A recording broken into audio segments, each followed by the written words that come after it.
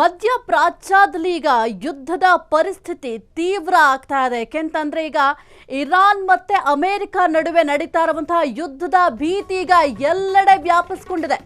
ಮಧ್ಯಪ್ರಾಚ್ಯದಲ್ಲಿ ಮತ್ತಷ್ಟು ಯುದ್ಧ ಉಲ್ಬಣಿಸಿದೆ.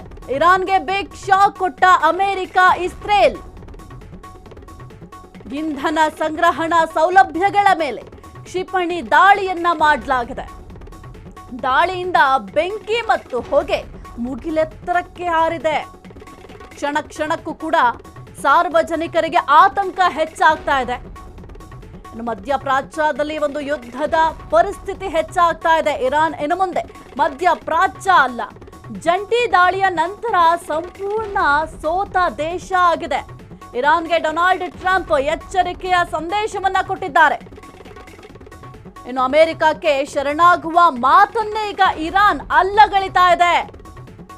ಇರಾನ್ ಅಧ್ಯಕ್ಷರ ಮಾತಿನ ಬೆನ್ನಲ್ಲೇ ಟ್ರಂಪ್ ಬುಸುಗುಟ್ಟಿದ್ದಾರೆ. ಟ್ರಂಪ್ ಗುಡುಗಿದ ಬೆನ್ನಲ್ಲೇ ಈಗ ಮತ್ತಷ್ಟು ಆತಂಕ ಕೂಡ ಹೆಚ್ಚಾಗಿದೆ. ಮಧ್ಯಪ್ರಾಚ್ಯದಲ್ಲಿ ಮತ್ತಷ್ಟು ಯುದ್ಧದ ಪರಿಸ್ಥಿತಿ ಉಲ್ಬಣ ಆಗಿದೆ. ಇನ್ನು ಅಮೆರಿಕ ಮತ್ತು ಇಸ್ರೇಲ್ ಜಂಟಿಯಾಗಿ ಒಂದು ಕಾರ್ಯಾಚರಣೆಯನ್ನ ಮಾಡ್ತಾ ಇದೆ. ಇರಾನ್ ಮೇಲೆ ಸತತವಾಗಿ ದಾಳಿಯನ್ನ ಮಾಡ್ತಾ ಇದೆ. ಇರಾನ್ ಕೂಡ ಇದಕ್ಕೆ ಪ್ರತಿ ದಾಳಿಯನ್ನ ಮಾಡ್ತಾ ಇದೆ. ಇದರ ನಡುವೆ ಈಗ ಅಮೆರಿಕ ಮತ್ತು ಇಸ್ರೇಲ್ ಇರಾನ್ಗೆ ಬಿಗ್ ಶಾಕ್ ಅನ್ನ ಕೊಟ್ಟಿದ್ದಾರೆ. ಇಂಧನ ಸಂಗ್ರಹಣಾ ಸೌಲಭ್ಯಗಳ ಮೇಲೆ ಕ್ಷಿಪಣಿ ದಾಳಿಯನ್ನ ಮಾಡಲಾಗಿದೆ.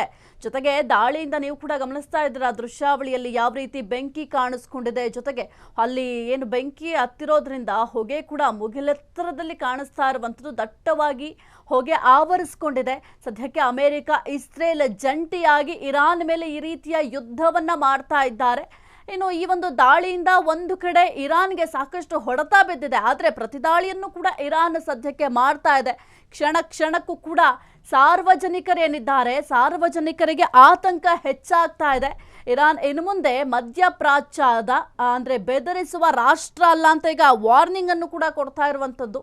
ಜಂಟಿ ದಾಳಿಯ ನಂತರ ಸಂಪೂರ್ಣ ಈಗ ದೇಶ ಏನಿದೆ ಸೋತ್ ಹೋಗಿದೆ. ಇರಾನ್ಗೆ ಡೊನಾಲ್ಡ್ ಟ್ರಂಪ್ ಎಚ್ಚರಿಕೆಯ ಸಂದೇಶವನ್ನ ರವಾನೆ ಮಾಡಿದ್ದಾರೆ. ಇನ್ನು ಕೊಲ್ಲಿ ರಾಷ್ಟ್ರಗಳ ಮೇಲೆ ಯುದ್ಧ ಮಾಡಿದ್ದಕ್ಕೆ ಇರಾನ್ ಪ್ರಧಾನಿ ಪೆಜೆಶಿಯಾನ್ ಕ್ಷಮೆಯಾಚಿಸಿದ್ರು. ಅಮೆರಿಕ ಅಧ್ಯಕ್ಷ ಡೊನಾಲ್ಡ್ ಟ್ರಂಪ್ ಇರಾನ್ಗೆ ಮತ್ತೆ ಎಚ್ಚರಿಕೆಯನ್ನ ಕೊಟ್ಟಿದ್ದಾರೆ. ಇರಾನ್ಗೆ ಇಂದು ಮತ್ತೆ ಭಾರಿ ಹೊಡೆತವನ್ನ ನೀಡಲಿದ್ದಾರೆ. ಮತ್ತೊಂದೆಡೆ ಇಸ್ರೇಲ್ ಪ್ರಧಾನಿ ಬೆಂಜಮಿನ್ ನೆತನ್ಯಾಹು ಕೂಡ ಇನ್ನು ಇರಾನ್ಗೆ ತಡೆಯಲಾಗದ ಪೆಟ್ಟನ್ನ ನೀಡ್ತೇವೆ ಅಂತ ಗಂಭೀರ ಎಚ್ಚರಿಕೆಯನ್ನ ಕೊಟ್ಟಿದ್ದಾರೆ.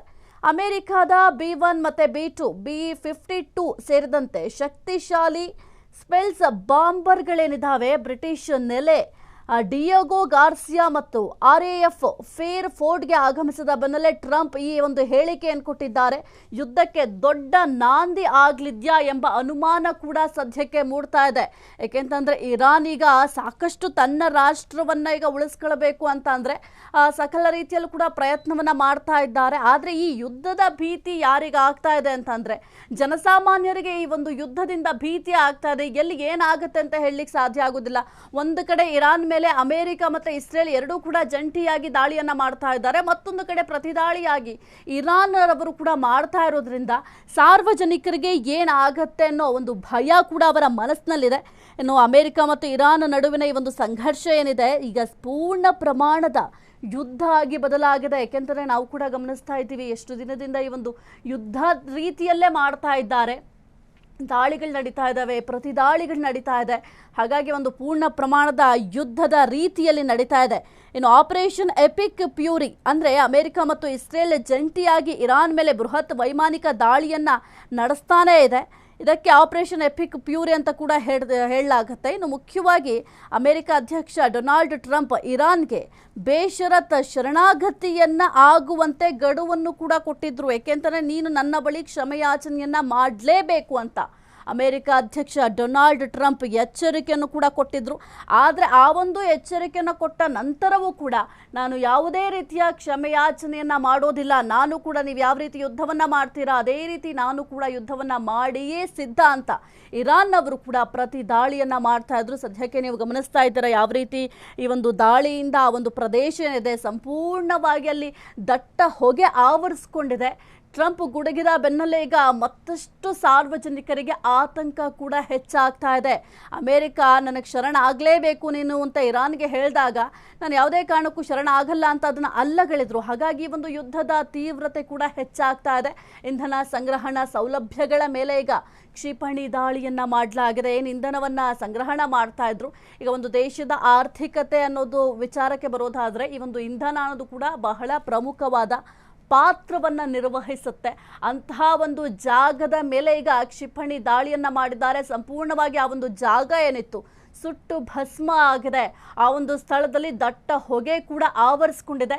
ಹಾಗಾಗಿ ಇರಾನ್ಗೂ ಕೂಡ ಸ್ವಲ್ಪ ಈಗ ಟೆನ್ಷನ್ ಆಗ್ತಾ ಇದೆ. ಒಟ್ಟಿನಲ್ಲಿ ಇದು ಯಾವ ರೀತಿ ಆಗ್ತಾ ಇದೆ, ಇರಾನ್ ಮತ್ತೆ ಅಮೆರಿಕ ಏನು ಯುದ್ಧ ನಡೀತಾ ಇದೆ, ಒಂದು ಮಹಾ ಯುದ್ಧ ಎಲ್ಲ ಆಗಿಬಿಡುತ್ತೋ ಅನ್ನೋ ಒಂದು ಟೆನ್ಷನ್ ಈಗ ಎಲ್ಲಾ ರಾಷ್ಟ್ರಗಳಿಗೂ ಕೂಡ ಈಗ ಈ ಒಂದು ಬಿಸಿ ತಡ್ತಾ ಇದೆ. ಕ್ಷಣ ಕ್ಷಣದ ಸುದ್ದಿಗಳಿಗಾಗಿ ಫ್ರೀಡಂ ಟಿವಿ ಸಬ್ಸ್ಕ್ರೈಬ್ ಮಾಡಿ, ಲೈಕ್ ಮಾಡಿ ಹಾಗೂ ಫಾಲೋ ಮಾಡಿ. ಹೊಸ ಸುದ್ದಿಗಳ ನೋಟಿಫಿಕೇಶನ್ಗಾಗಿ ಬೆಲ್ ಐಕಾನ್ ಮೇಲೆ ಕ್ಲಿಕ್ ಮಾಡಿ.